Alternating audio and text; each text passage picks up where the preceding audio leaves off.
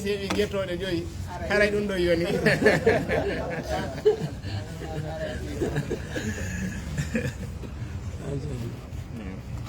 بسم الله الرحمن الرحيم. الحمد لله على نعمة الإسلام وكفى بها من نعمة، ثم الصلاة والسلام على سيد الأنام سيدنا ونبينا محمد بن عبد الله وعلى آله وعلى صحبته الكرام والتابعين لهم بإحسان إلى يوم لا مرد له من الله. أيها الأخوة الكرام، المشايخ، الأساتذة الأجلاء، سيد الأمير للجمعية، الحضور الكريم، أحييكم جميعا بتحية أخي المسلم لأخيه المسلم، قائلا لكم السلام عليكم ورحمة الله تعالى وبركاته. وعليكم السلام. وكل عام وأنتم بخير، عيد مبارك، عمل متقبل مبرور. haray musidɓe julɓe tedduɓe, mi ala junnude yewtere nden hay seeɗa, nde tawno programme on no waɗi mo ɓitti moƴƴa, ƴetti kadi tan seeɗa e fi fuɗɗagol ngol. haray komi anni taw tummin no wonani lan weltare tiiɗude, welo welo mawɗo nde mi tawdete e moɗon e o nokku ɗo, ta kadi ko sifa nde jonde ɗo, tawa kadi ko sifa ɓe ceernoɓe ɗo, beru ƴettuɓe konnguɗi ɓen ɗo. E hawnaki tawa min alluwal ngal hewtali wiwgol ɓe waɗi ko kelɗi, par ce que si a apprécie harayɗa dow seeɗa yewtuɗo. si wiya hi gollike, goɗɗo wino koɓe waɗi kon no golli, haray nandi e yawre seeɗa so tawi ara so tawi alluje ɗen no ɓurdi. kono ala kulli haal, e konnguɗi ɗin hiɗi ɓendi, hiɗi mahi e hoore bindi e hoore gandal. haray min mi weltanto e jamiya on, mi weltano o idara ɗo, wonɓe o jamiya ɗo, yiitanɓe en nde feere ɗo, yiitanɓe en nde feere ɗo. ko waɗi noon e l'islam on hino yiɗi ko wiyete attatawur. si ɓen haalde fi attatawur e l'islam, no woodi woloɓe attatawur e nder l'islam, hara no woodi koɓe faandi, ko yimɓe ɓen ŋaccitu deftere Allah nden e sunna nelaɗon, ɓe naata e ko ɓe naati o. hara ko noon ɓe faandi tatawur, wona en ɓen ɗon en tawtaɓe few. nono l'islam on no hani développade, no hani ɗumannade. si développi ha ko harmuno dagike aɗa développement o marsali ɓe hino toon. noneji yimɓe ɗiɗo ka diina ɓe moƴƴa toon. wiyoɓe développatake few sottatake koye wone ka wonano ɗon, ɓen ɓe moƴƴaka diina. wiyoɓe yo développé ha e aqida selluɗo on, kañum e gasteɗo ñentinede on terte.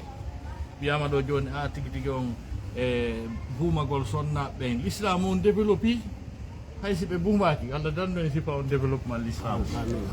mamigol non ninga bo joni yawtanoma ɗon yahi ko tabiti e bindi ha gasi, iwi e rasul sa sallama sahabiyat ɓe waɗi ha gasi tabiti. so l'islam on développi ha wiyama niga bon haray l'islam on développi, hakka nanɗen ɗum no woole wara e rentoɗen e ɓe woloɓe sifa ɗum. donc wona on none ɗon développe l'islam on déjà ko aranɗo fi adna on fof makko. ko ɗum wanno cheikh mouhammad al moutawalli asharawi, ɓay ɓe finnimo ha yo wat tafsir yo firu ha gasi, oyni gasi mi winday seeɗa, kono firoɓe ne ɓe garoya e ɓaawo, o janggani ɓe o aya ɗo, wala ta'lamunna naba'ahu ba'da hin. kono neɓirta toon andir toon ko ndewi ko. donc kono o none ɗo ɗen o saayi l'islam o yaaday e tan on, yaaday e ɗi piiji fewndiɗi fewndo ɗo, yaaday e sifa ndi joɓɓudi ɗo, yaaday e sifa nde balore nde anni ɗon tappugol ɗo, yaaday mum, par ce que koko fewndi jaali ko tata yimɓe ɓen fof hino anndi. donc none goo l'islam on no hatto jinna yi'ede ande ko kañum ni. ko waɗi noon l'islam on ko ardi koko fewjugol e hoore o aduna, jogomo géramo, ko ɗum addi l'islam. na wiwgol wondema ko ɓe maki wara e meɗen ɓaawo ɗum, o ko an tigi makata. ka l'islam ko an makata. qur'an nde wino wa id qala rabbuka lil malaikati inni ja'ilun fil ardi khalifa, min komi waɗo ka leydi ɗo ko lonto wiyete khalifa ko lanɗo fewjowo l'islam ko ari ko fewjugol kuntum khayra ummatin ukhrijat linnas ta'muruna bil ma'ruf wa tanhauna 'anil munkar kombo yamirta kombo waɗata ko lanɗo wiyata mi tongi ko lanɗo wiyata ɗum ɗo yo waɗe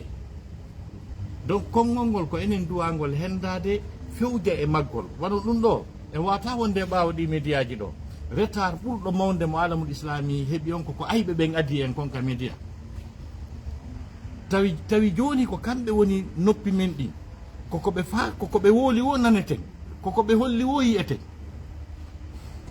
tawi noon ɓe wolata ko moƴƴi ɓe hollata ko moƴƴi ɓen fof daari ko harmi kon si tawno en arno toon dane menen ka amen film go yaltono wiye usership mi anda so arno ga film annabi Yusuf o wanno impact e mujtama o e société laggine o moƴƴa noon fi kala leydi ka o tournira toon no anda ko ɓeya tekke ɗen to fami kono ɓe ɓeydali hay hunde ɓe ɗoytade eko windi kon e qur'ana o impact mum joni ko laawol ngol ayɓe ɓe rewiri fi haɓugol diina kan e mawningol fi maɓɓe misal wono américain ɓe ɓen anni e maɓɓe on suprématie maɓɓe on koyeɓe fewji e hoore adnan fof ɓe waɗa seytara e hoore mum hay ka film uji ɓe holla ɓe tournay ɗo film o film o ɓe innayno Rambo acteur de Sylvester Stallone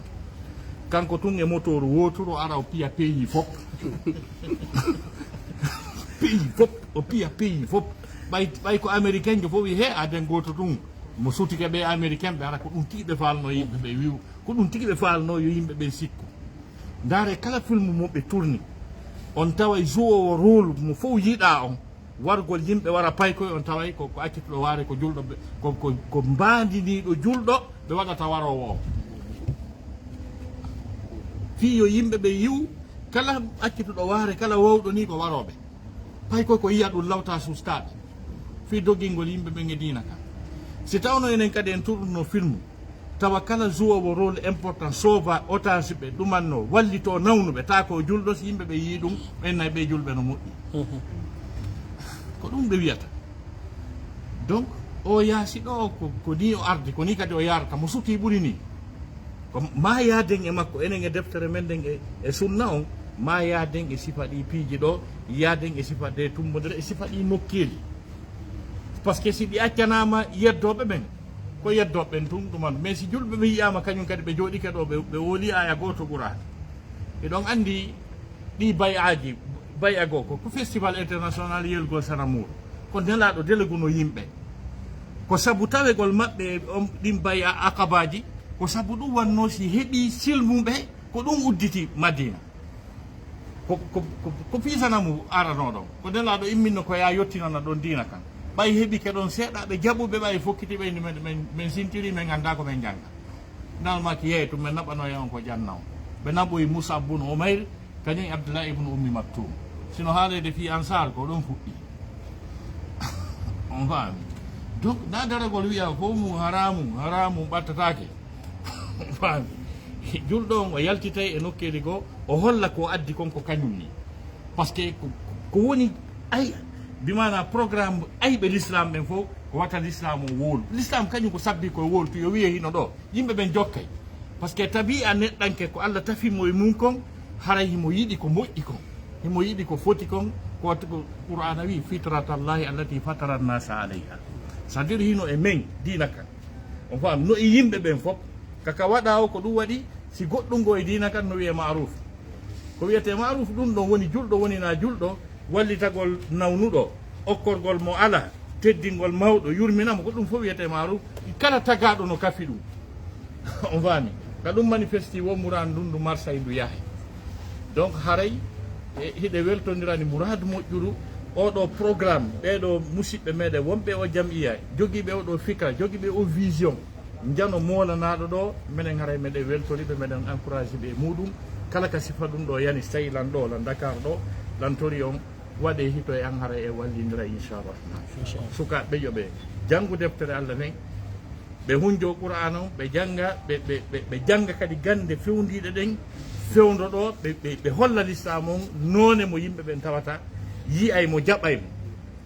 kala programme al yahuda e annasara fof ko kaningol l'islam weelaaɓe ɓen ko julɓe ɓen, ɓornotooɓe tuunuɗi ɗin ko julɓe ɓen, seppooɓe ɓen ko julɓe ɓen, warooɓe yimɓe ɓen ko julɓe ɓen. harale fewndo ɗo mi yeeto ko ɓuri jogagol jawdi e nder adnallam fof wallahi ko julɓe ɓen. ndaare julɗo no ƴetti avion wal ngal 400 millions de dollars okki lanɗo keefeero, ke ɗon sikka ɓe feetusiɓe waɗ ɓe holluhi ɓe ɓuri ɓe. ko waɗi si Qatar organise coupe du monde on ha gasi no woodi piiji buy soomiɗi ton ɗen ko premiére coupe du monde e nder adna allah tawa e nder territoire on fof biniri beere yaraka waɓudu feƴƴaani. ɓurɓe añude l'islam on ɓeyni desa ɓe yata ɓe tawatake ɓe andu ɗon men kaw France fami ɓe dari sendi maɓɓe ɓuraɗi andede téléma 5 ballon ɓeyni ɗi reportata ɗi addata ɗuma ko par ce que ɓe yi eɓɓunde ɓeya nden diinano e nder muɗum tawi kadi joie ka fewndo juulete ɓe waɗi calcul di maɓɓe ɗin fof a juula a juulata noddinte juule ɗon sikka ɗum ko maire waɗi fi ɗum. donc sifa ɗum ɗon fof ko vision jano yiwgol ko mawni anda hi duwaɓe fewjude ɓen ko l'islam on duwa nanngugol o aduna fewja e makko waɗe ka haqqille mon ko o lamɓe ko on fewjoɓe wata waɗu hoore mum yinkoye may koye ɗumanni koye hulu koye reedu on faami ko onon oɗo aduna arani ko onon kadi o sakki qur'anayi wala kad katabna fi zaburi min ba'di dhicre anna al arda yarisuha ibadiya salih ko jiyaɓe am moƴƴuɓe ɓen sakkitoto jeerugol o aduna moyoto on ɗolle ko julɓe ɓe hiɓe andi ɗum kadi donc haray sifaɗe haqqille ɗo ko haqqille labaɗe ɗe tawata hiɗe moƴƴi yoɗe wurnite e dow deftere Allah nden e sunna nelaɗo eltagol ɗo argol ɗo suwa balo ko sport hino moƴƴi hino okkora kella hino itta kadi stress jigo hino tabintinna kadi weldigal e nene goto yagal hakkude wonduɓe so tawi enen kaka satti tuy yiidaten e yiidatake ka weeli seeɗa ka jalete seeɗa haray moƴƴakar mo koye ndaare décision ji jani ƴettete ɗin fof hakkude état ji ɗin kaka hirtagol ɓay nayi les deux hommes d' état hino hirtodade nokku gotum ko ɗon signete fi avion je ɗen e fi milliard ji dollar ɗi kono enen nemaji ko Allah subahana taala waɗani en kon fof ko enen jeeyi ko julɓe ɓen jeyno ɗum fof kala ko foti qul man harrama zinata llahi allati akhraja li ibadihi wa tayyibati min arrisque qul hiya lilladina amanu fil hayati dunia ko kamɓe jeeyi ɗum bandi wippi bandi ko wiya kulu wa tamatta'u qalilan innakum mujrimun ko ɓeeɗa jeeyi ñande dangal noon hertanoɓe fami halisatan yawmal qiyama hertanoɓe kono so tawi en accidiɓe ko foti weeli kon fof ko kelɗi kon fof ko tawno ko enen jeeyi ha gasi ɓe fewji e hoore men weelaɗo wata hay fus tampuɗo wata hay fus koye littu daren no raɗɗore ɗen basal ngal ha gasi fewjen daroɗe wiyen e hino en eko jogi ɗon ken e gandal men ngal ɓayna fi ko jogi ɗen kon koko ñiddi koko añini ko l'islamu jogi ɗen ala ko moƴƴi ha hewti ɗum donc hare mi daroto a fewno ɗo gaccanana hakke mi weltani ko jama o fof assalamu aleykum wa rahmatullahi taala wa barakatuh. wa aleykum salam wa rahmatullahi wa barakatuh. en humpito noon nane koto men on ko tedduɓe si ɓe maki ɗum haray goɗɗo ala ko ɓeyta ɗon en nafitori ɗo piiji honɗum awa talibaɓe madaris o manade sabil chaque samedi yahe ka terrain ji men minon ɓandu non ha taw wa'uwa woɓɓe go ɓe andanɗa ɓe wonayi 2 ans 3 ans hara ɓe memminaki cheikh hasmiu riyada ha na tahdir non ha na tahdir awa haray ɗe gandi waɗugol sport ko moƴƴi e docteur ɓe ɓen ɓe conseil ay ɗum ɗon e andi fen ɗo ñameteji men ni wona ñameteji moƴƴuɗi ko nebban e kidmasi sifaɗin piiji waɗugol sport ko hanu ɗum te ɗon ɗo wawadde sport hay ka suudu maɗa wawi wadde sport hay ka galle maɗa wawi wadde sport woodi application ji ɗi andanɗa sa suivi ɗe wawde sport ka suudu ma kono ko ɓuuri hewde ko yimɓe guinnayi mi ala tan haray wattane guila e ɗum ɗon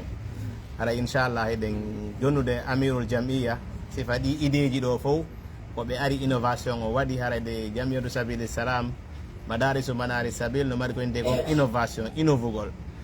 ya comme e waɗay tatawur en développe ay noon haray noon ko développegol yaaduro e alquran allahu sunna nelaɗo on sallallahu alih w sallam en jonna e amiru taalim ɓe weltano en karama ko men ustad mouhamad tayyib.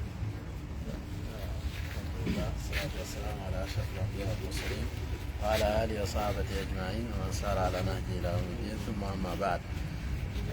haray ɗo tigi tigi on ɗe weltano cheikhu ɓen e ɗi konguɗi ɗo en andi kamɓe haray kono wiyirten toujours no haray ɓe tawa e memminɓe sahwa islamiya e jama men o woni heyɗintingol yiɗingol sukaɓen ka dina ɗo haray ɓen weltanoɓe ɓen jarna ɓe muradu moƴƴulen toro Allah subahanahu wa taala yo Allah pooɗu duuɓi ɗin moƴƴina battane ɗen waɗa barki e ɓeygureji ɗin e memminande ɗen fof aray ɓeɗo joni ko ganiyun ani tarif ko narun ala alam aray tigi tigi on ɓen weltanoɓe fota noɓe holliri ɗo ni kadi haray heɗitagol ɓe faama koɓe woni en e yewtante gon haray koko wallitoto moƴƴa surtout e rerɗingol enen sukaɓen e koko wiyete gandal e noneji mum ɗin fof haray no ɓe holliri ɗo noon l'islam kañum ko diina tibbuka diina timmuka ka arɗa o a taway l'islam kañum hikma mum on ko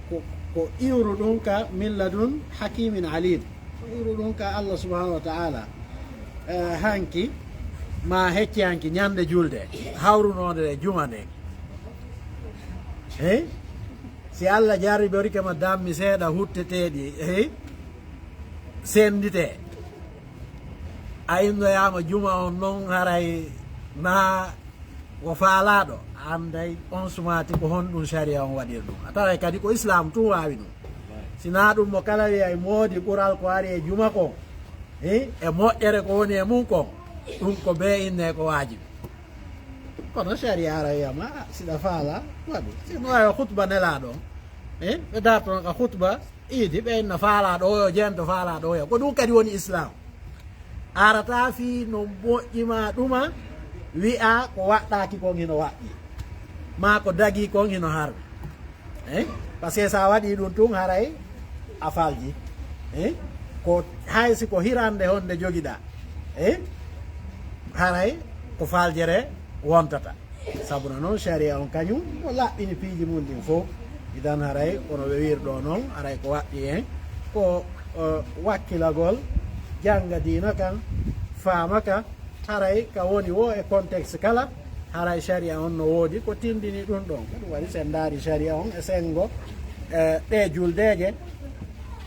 nelaɗon alayhi salatu wassalam ɓe maaki sharia on addani on ñalaɗe ɗiɗi ɗehi ɗon fija e mum yanña e mum en andi aboubacre o arno tawi jiwoy ɗiɗo no kuda ka suudu nelaɗon alayhi salatu wassalam kañum e aicha o wiya mismaru cheitani fi beyti rasulillah o fuɗɗiɓe raɗade nelaɗon alayhi salatu wassalam wi'i da'ahuma fa inna li kulli qawmin iidan wa hada iiduna nokku goo wi li ta'lama yahud anna fi dinina fusha haray yanñugol yanñangol jama on e sifa ɗum ɗo haray koko ari ka sunna nelaɗon alayhi salatu wassalam bal wa fawqa dhalik en andi ari ka hadis aicha ka arɗo ka sahih boukhari wonde habash ma sudan ɓe waɗayno démonstration ji ka juulirde nelaɗon alayhi salatu wassalam ñande iidi woni ɓe waɗa démonstration ɓe fijira conkeje maɓɓe e kafaje maɓɓe yimɓe ɓen ara ndaara ɗum ko sifa o sport mo wonɗen e wadde ɗo balɓe hattano e ɗum e arayno ɓe innana nene aicha eneɗa faala daarude si pay koye kono faala daaroyde ma no faala tawtude e sifa ɗum tawa ko luutomira e diina haray wallitagol ɓe sifa ɗum haray ko tawa ɗum e sunna e ko yiɗa surtout e sifa ɗe ñalaɗe ɗe wonɗen ɗo haray ɗen jarna cheikhu ɓen haray sembingol en e nde ñalade ɗo ɗen jarna kadi luñatu tanzim organisam ɓen ɗum ɗo ɓen haray ɗen jarna ɓe ɗen andi ɗi duuɓi ɗo fof haray ɓe suttini en sifa ɗum ɗo nde woni bimbi julde o haray ɗen heɗitiɓe e addugol en yanñana en sansana en jawwu on ɓurta en softinde kadi eko wonno ɗen kon nde tawno ko moƴƴere haray ɗen jarna ɓe ɗen jarna kadi tolna jama seeniɓe ɗo ɓen fof haray ɗen hertina hoɓɓe men cheikh mouhammad salih diallo ɓamorɓe angola haray nde ɓe humpita hun ɗen kamɓe kadi ɓe maaki haray ɓe seenoto ɓe sembina en e jonde nden haray jama o fof weltanama jarnama joni si woni seeɗa haray no gasa min e oustage tawi ɗa mi heɓɓano natde ka teere kono so tawi ɓe ƴetta équipe goo min kadi mi ƴetta e goɗɗo goo haray jama fof weltanama wa jasakumllahu heyran assalamu aleykum salamu aleykum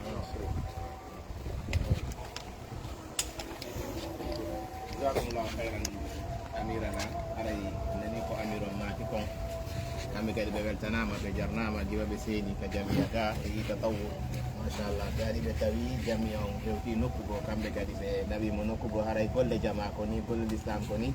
mo ɓe koyo wakkilo ha hewta nokku goo woɓɓe goo aroya kadi naɓa fiwon ko yeeso inchallah ɓay ko amadou jama'i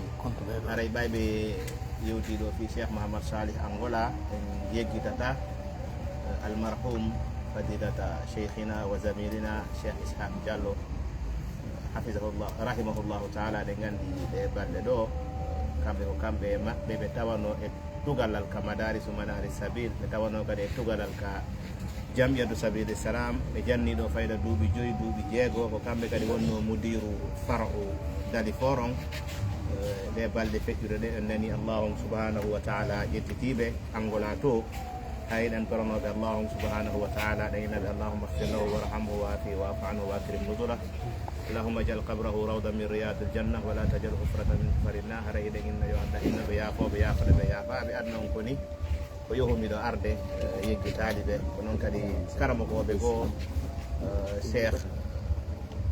karamokoɓe boyi inchallah ɓe wonduno ɗen ɗo cheikh ahmad sara cheikh mouhammad ɓoyi cheikh mounzir ɓen ɗon fof kamɓe wonduno ɗo hande kamɓe ɓe ala ɗo haray adna koni sen ni ɗum ɗo ɓe ganday ko wakkilonagol diina inchallah yo allahu subhanahu wa taala yoɓe kala harf moɓe janni talibajo e ɗi madaris manaris sabil yo allahu subhanahu wa taala waɗa men ɗum ɗon ɓantirde